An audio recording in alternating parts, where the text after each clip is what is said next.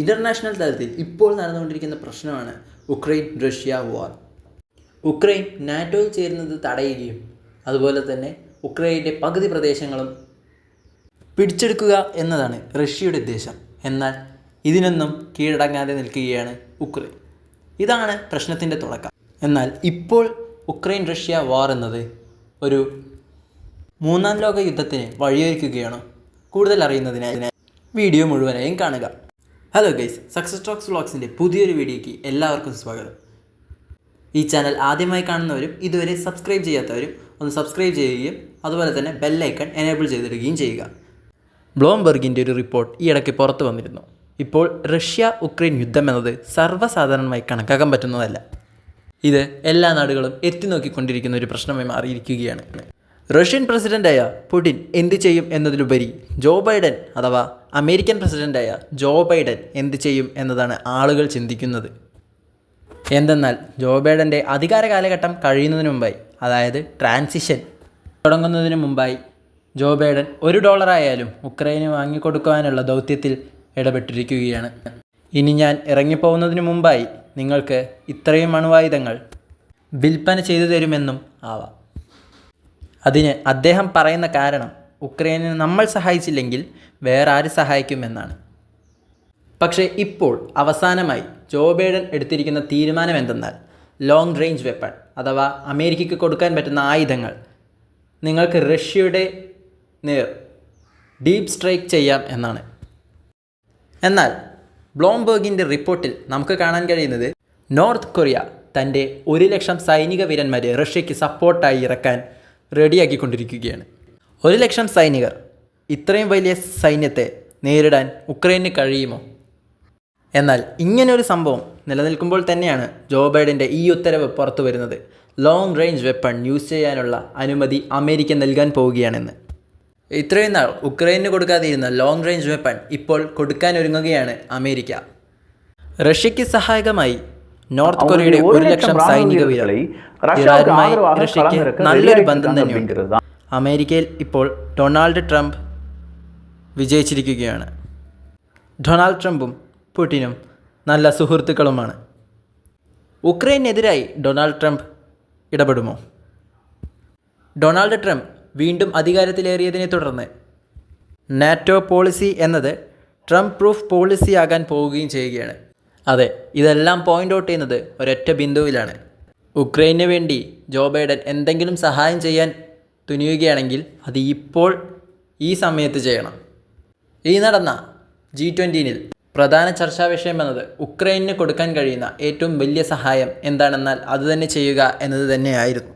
എങ്കിൽ ഇതിനെക്കുറിച്ച് സെലൻസ്കിയോട് ചോദിച്ചപ്പോൾ അവർ പറഞ്ഞ ഉത്തരം ഇങ്ങനെയായിരുന്നു: ഇതുപോലുള്ള സന്ദേശങ്ങൾ അല്ലെങ്കിൽ വാർത്തകൾ നിങ്ങൾ കേട്ടിട്ടുണ്ടാകും.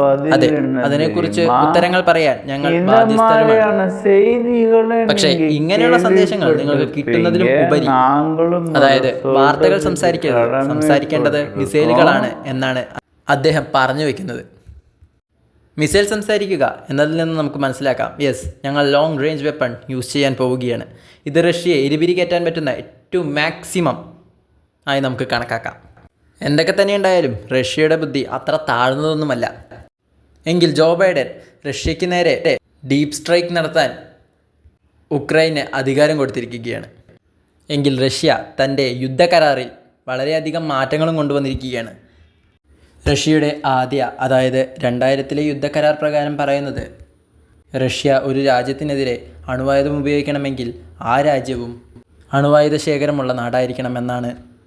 എന്നാൽ ഇപ്പോൾ അതിൽ തിരുത്തി കൊണ്ടുവന്നിരിക്കുകയാണ് റഷ്യ.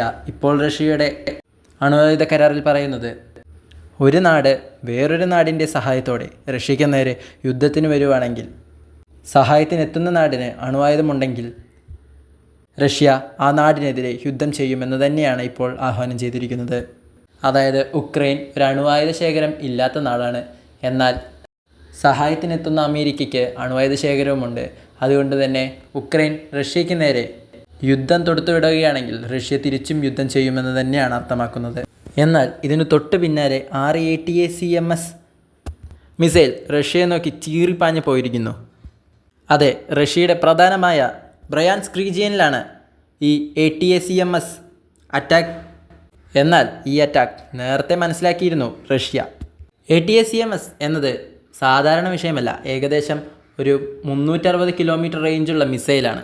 എക്സാക്റ്റായി പറഞ്ഞാൽ 186 മൈൽ എന്നും പറയാം.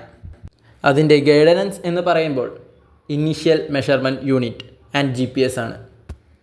ഇതിൻ്റെ വാർഹെഡിന് തന്നെ ഏകദേശം 160 കിലോ ഭാരം വരും എന്നതും ഒരു പ്രത്യേകതയാണ്. ഇതുപയോഗിക്കാനുള്ള പ്ലാറ്റ്ഫോം ഏതൊക്കെയാണെന്ന് നോക്കിയാൽ M270 അഥവാ MLRS എന്ന് പറയുന്നത്, അതുപോലെ തന്നെ ഹൈ M142 എന്നത് വഴിയും ഇതുപയോഗിക്കാം. എന്നാൽ ഇപ്പോൾ ഇത് രണ്ടും ഉക്രൈൻ്റെ കൈവശം തന്നെയുണ്ട്.